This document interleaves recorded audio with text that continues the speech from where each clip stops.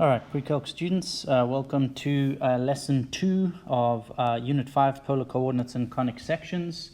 Today our focus is going to be on the first two of our conic sections, parabolas and hyperbolas. So first we're going to start with a quick warm-up, recap of some of the big ideas from lesson 1, which is polar equations. And so for each of the graphs in the warm-up, you need to write the equation in terms of r and or theta, because we're being asked to write a polar equation. And so just something obviously to be aware of, the graphs are all on polar grids, but they're also just overlaid on rectangular axes, xy axes. And so if we were to, for the first graph, just consider that what we're looking at is a circle centered at the origin with a radius of 4, then you should recognize that we could write that equation as x squared plus y squared equals 4 squared. And you may recall from the previous lesson that x squared plus y squared is r squared, based on the Pythagorean identity and or unit circles, equation of a circle, all the same idea. And then, of course, if we were to square root both sides and take into account the fact that we're talking about the distance from the origin, we would get our polar equation as r equals 4. Okay, in this particular case, we've got a line that is passing through the origin. And so if we want an equation to represent a polar equation to represent that line, really all we need to know is the rotational angle theta, and so in this case we have an equation theta is equal to pi over 6, 30 degrees, if that helps you to think that way, but we're going to express all of our answers in radians. Okay. In the warm-up part C, now we have the equation y is equal to minus 2.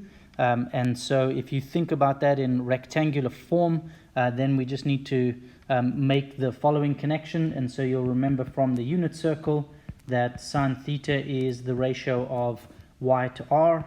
And this allows us to know that y is equal to r sine theta. And so I can make that substitution. If y is equal to minus 2, then that must equal r sine theta, and then we can solve for r to put the equation into polar form. R equals, and so r is going to equal minus 2 divided by sine of theta, or you could of course express that as minus 2 cosecant theta. Okay, so moving on to the idea of conic sections. So conics, as in what we do is we take something called a double napped cone. So two cones, one on top of each other, and different cross sections of those double napped cones produce our 4 different types of conic sections that we're going to deal with: circle, ellipse, parabola, and hyperbola. And our focus today will be on parabolas and on ellipses. Okay, and so we've got a regular parabola, as in the one that we've dealt with in the past, and this parabola is of course a function. What we're going to do in this unit is extend that to a sideways parabola, which of course is a relation.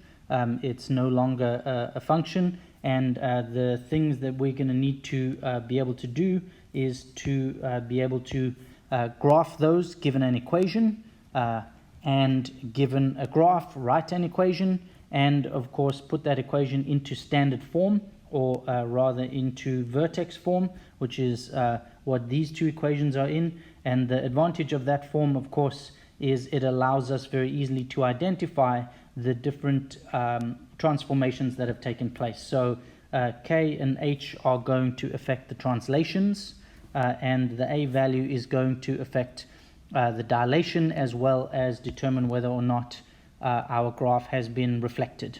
Okay, so let's get into some specific examples. And so to put these into standard or graphable form, we are going to go through the process of completing the square.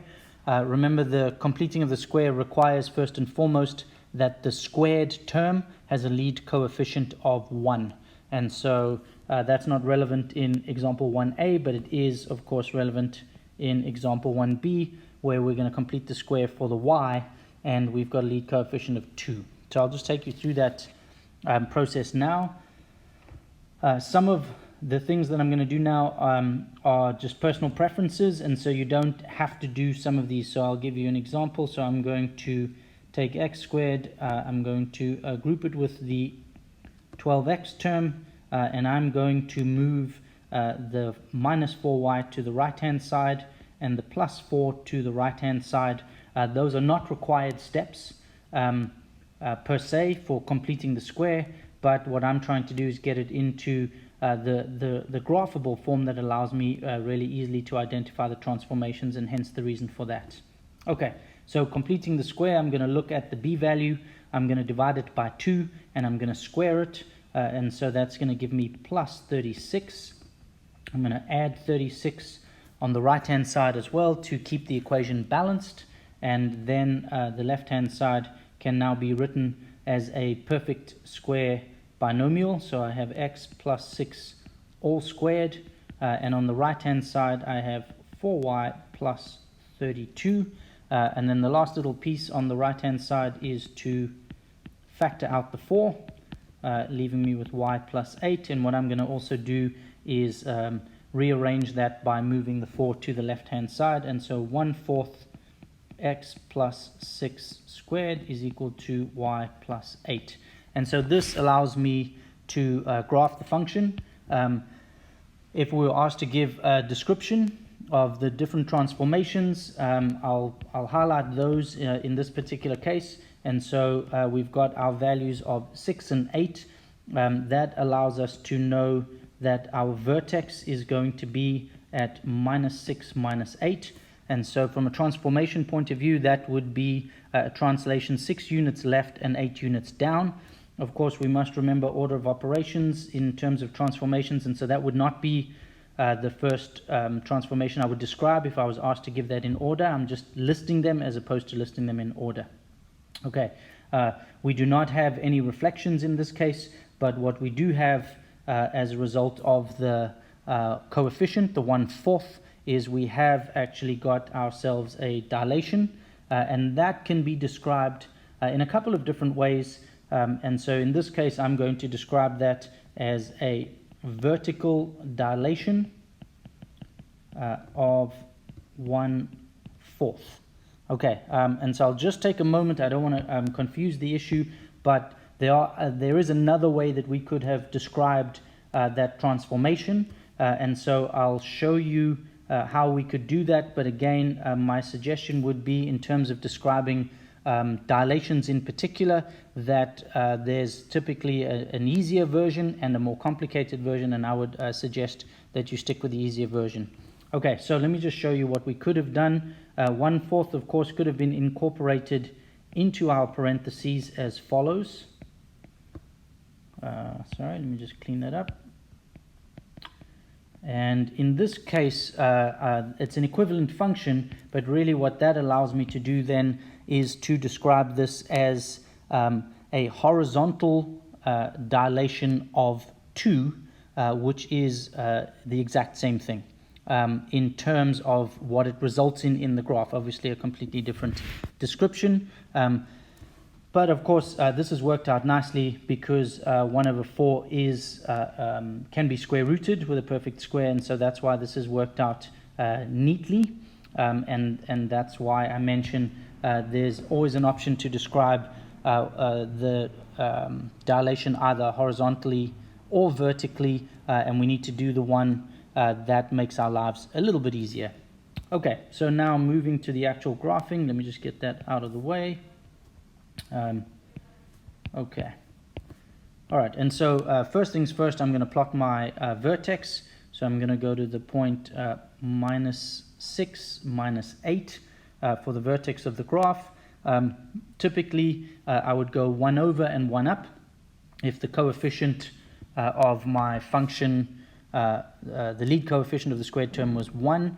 In this case, I'm going 1 over and 1/4 up because I've got a vertical dilation of 1/4. And so to counter that, what I'm going to do is I'm going to go 2 blocks over to the right, and that's going to allow me to go 1 block up. And I'm going to go 2 blocks left, and that allows me to go 1 block up. And I'll just show you the logic of that, of course, is if I'm going to go, I'll just change colors here, 2 blocks over, then ordinarily that would have meant 2 to the power of 2, so 2 squared would have meant that I've gone 4 blocks up, but of course with the coefficient of 1/4, that is why I only end up 1 unit up, and so this is of course as a result of the vertical dilation. Okay, and so that should be enough points, but just to belabor the point, I'm also going to consider 2 other points, and that is I'm going to go 4 over to the right, which should mean that I'm going 16 up, but instead I only go 4 units up, and that is for the same reason. 4 squared is 16, and 1/4 of 16 gives me my movement of 4 units up instead. Okay, and so now we'll join those points with a nice smooth curve and put our arrows on to indicate our unrestricted domain. Okay, example 1b procedurally is basically the same thing, and so what I'm going to do is I'm going to show you the process of completing the square, because that's a little bit different. We do have the lead coefficient, which is not 1, and then I'll just show you an already graphed solution just to save a little bit of time and expedite the video a little bit. Okay, so completing the square in the second one, I'm going to do a couple of things. I'm going to take out a common factor. I'm going to remove the 2 from the y squared term and also from the 4y term to yield a 2y term, and that of course is to ensure that the coefficient of the squared term is 1, and at the same time I'm going to move my other 2 terms to the right hand side. I'm now going to complete the square, so my b value is -2. I'm going to divide it by 2, square it is going to give me +1 on the left hand side, +2 on the right hand side, and that is of course because adding 1 into the parentheses has to be multiplied by the 2 on the outside, and so to maintain the balance of the equation I of course have to add 2 to the right hand side. Okay, and so I have 2 multiplied by y minus 1 all squared is equal to -x plus 5, and then my final piece is going to be to factor out this minus and move it to the left hand side to get it into kind of standard graphable form.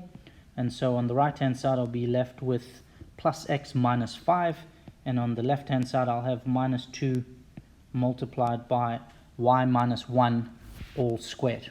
Okay, and so like I mentioned before, I'm going to just show you the solution to this, but what I will do to start is just highlight a couple of things. And so that negative is of course a reflection. You'll notice that the function is in the form essentially x equals y squared, and so this is going to be a sideways parabola, and specifically the minus is going to tell us that this is going to open to the left hand side.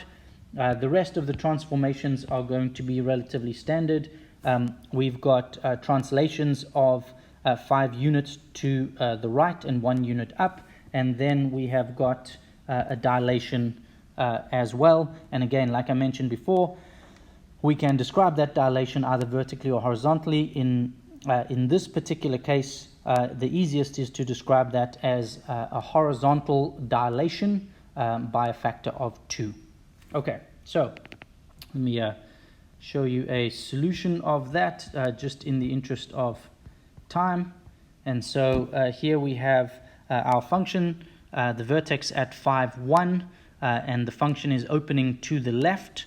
And then if you take a look from the vertex to the next marked point, I've gone up 1 and over 2, and that is of course because of our dilation, which in this case is horizontal, of course, because the function is, or rather the relation is a sideways parabola. Okay, let me go back to the other, and let's move on to the second of our conic sections for today, and that is a rectangular hyperbola. So rectangular important because essentially what we'll do is we'll use a rectangle to help us to sketch the graph, accurately sketch the graph of the hyperbola, and it's going to allow us to sketch asymptotes, which will allow us to correctly shape the branches of the hyperbola. Okay, and so let me just clean this up a little, small little typo on your note, so I'll get rid of those two little boxes over there. Okay, so hyperbolas have, in graphable form, they're similar. We still have the term x minus h all squared. This time we have the y minus k all squared, and so this may look vaguely familiar. It's not dissimilar from the equation of a circle, and so the equation of a circle is y minus k all squared plus or x minus h all squared is equal to 1. And that would be a circle which was centered at h and k and had a radius of 1. So this would be our r squared. And so in standard form it would be r squared. This time what's happened is two things have happened. First of all, we are in fact equating to 1 in this particular case, and we've got a and b in our denominators, and what a and b are going to allow us to do is to determine the equations, or rather the graphs of our asymptotes, and use those to help shape the branches of the hyperbola. Okay, so let me show you how this is going to work. So over here you can see what we want to do from the h and k is use them to determine the center. We'll then use the denominators to determine the equations of and graphs of the asymptotes, and then we'll be able from there to sketch the graph of our hyperbola. Okay, and so let's go ahead and we're going to just sketch this graph. So first things first, the 16 represents a squared, and in this particular case the a squared is underneath the x squared, and so a couple of key features here. That minus in front of the y in this case indicates that we're going to have a hyperbola that is going to open left and right, as opposed to a hyperbola which is going to open up and down. A squared equals 16 tells us how to move horizontally from the center of the hyperbola, and so the center of my hyperbola in this case is going to be 3 minus 1. So that's very much how we operate with any translation of a parabola, of a circle, and also of an ellipse. If a squared is equal to 16, then a is plus or minus 4, and so that's going to tell us to go left and right by 4 units. It's left and right, of course, because the a is underneath the x, and the x represents horizontal movement. Similarly, b squared is equal to 4, and so the b values are going to be plus and minus 2. Since the y is the numerator, in the numerator that is telling us to move vertically 2 up and 2 down from the center, and that's going to allow us to show our rectangle, and in turn use the diagonals of the rectangle as our asymptotes, which in turn allow us to sketch the graph. Okay, and of course let me highlight one other important piece here, and so that is the vertices. And so in this particular case, since our hyperbola is opening left and right, our vertices are going to be at x equals 3 plus or minus 4. And so hopefully you'll be able to look over at the key pieces here. And so since we have a positive x squared, that's telling us that the hyperbola is opening left and right. Our vertex, the center is at 3, and to obtain our vertices we move 4 to the right and 4 to the left to get our vertices. So that's what I'm going to do graphically now. I'm going to start off and I'm going to mark the center. So my center is at 3 minus 1. Note that the center is not actually a point on the relation, on the conic. It's just a reference point. From that point, I'm going 3 to the right. That's my, I beg your pardon, that should be 4 to the right. 1, 2, 3, 4 to the right. That's my first vertex. And my second vertex. And again, just pay attention to the fact that the hyperbola is opening left and right. And now, just to help us to get the shape correct, what I'm going to do is from the vertex, I'm then going to go 2 up. And from the vertex, doesn't matter which one, I'm going to go 2 down. And now what I'm able to do from that is I'm able to draw in my 2 asymptotes. So I'm going to draw those in now and then just get them lined up.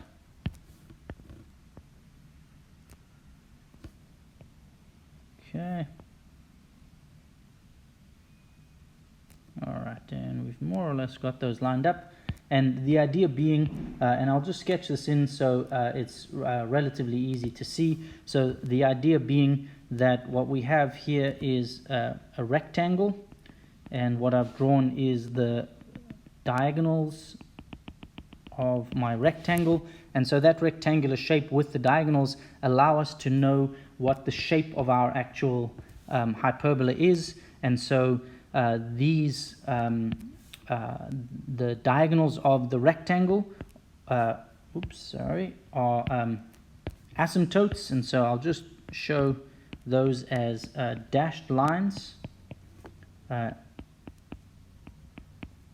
then when I sketch my graph, what I want to do is have my hyperbola go towards the asymptote but not touch it, and we need to represent that it's going to get infinitely close to that line. So put arrowheads indicating it's continuing forever. Do not cross the asymptote, and make sure that the branch of the hyperbola passes through the vertex as well. Okay, and there is your rectangular hyperbola. Okay, and so what I'm going to do for the remaining examples is the same thing. The only added layer really to what I've just shown you now is you're going to need to be able to go backwards, so to speak, from a graph to an equation, and then the next layer would be like example 4b, where we have to complete the square first before we're able to sketch the graph. So I'm going to not show you all of the remaining examples. I'll just do a couple more. And then you should be in a position to try the others, and then I'll put up the solutions for the others so that you can check how you did and whether you have thorough understanding. Okay, so as you can see from the information we identified in example 2, what we need is to be able to identify where the center is and what the coefficients, what the numerical value of the denominators are, and whether or not we're dealing with a hyperbola that's opening to the right and left, or opening up and down. So in this case, we have a parabola that is opening up and down, and so that indicates that we should have a negative x squared. The next thing we want to do is get the coordinates of our center, and so the coordinates of our center in this case -2, -1, and so we can start already to build our equation, and so I'm just going to write fairly standard form in here. So a couple of pieces of information we've already gleaned since the hyperbola opens up and down. What we're dealing with in this case, so you'll notice here we had the negative y squared. This time we're going to have a negative x squared, which accounts for the hyperbola opening up and down. The next thing we're going to do is consider the coordinates of the center, and so that indicates a translation by 2 units to the left, so that's +2 into the x parenthesis, and 1 unit down, which is going to be a +1 into the y parenthesis, and of course we must have squared. And then The last piece will be to determine the magnitude of your movement up and down. And so in this particular case, if we're going 3 units up and 3 units down, that indicates that your denominator or your A value is plus or minus 3. So we've got an A value of plus or minus 3, which means we have an A squared value of 9, and that's going to be the denominator for the Y squared term. And similarly, we are going to be able to count across 1, 2, 3, 4, 5, 6 units to the right and 6 units to the left. And so my B value is going to be plus or minus 6. In this case, the B value indicates the horizontal movement because of the orientation of the hyperbola. And so we have a B squared value of 36, and that is the denominator of the x squared term. Okay, and now let's move to the final example. I'm going to gloss over example number 4 because we've already sketched the graph of a function that opens right and left, and this will, if I look at B, you should see from the negative x squared that indicates that we're going to deal with a hyperbola which is going to open up and down. Okay, so let's go through the process of completing the square, and in this case we will need to complete the square for both the x and the y term because they're both squared, and so same process, we want the lead coefficient of each of those to be 1, and so I'm going to start doing a little bit of grouping of the correct terms and a little bit of rearranging of my equation. Okay, and so I'm going to take out a minus from the x squared term and from the minus 2x term, and so that's why I've made that a plus 2x because I factored out a minus. I'm going to take out 9 from the y squared term, and I'm also going to take it from the minus 54, and so that's going to give me minus 6y. And then I am going to move the constant, the 71, to the right hand side. Okay, so again, I've factored out, so I'll just highlight the little pieces. I took out a minus, let me make that a little bigger. I took out the minus from the 2 x terms, and then I took out 9 from the 2 y terms, and I moved my 71 to the right hand side. Okay. Next thing I'm going to do is complete the square for each of the 2, and so b value is 2 divided by 2 is 1, all squared gives me plus 1 on the right hand side, plus 1 on the left hand side, minus 1 on the right hand side, and that is of course because I have to distribute the minus.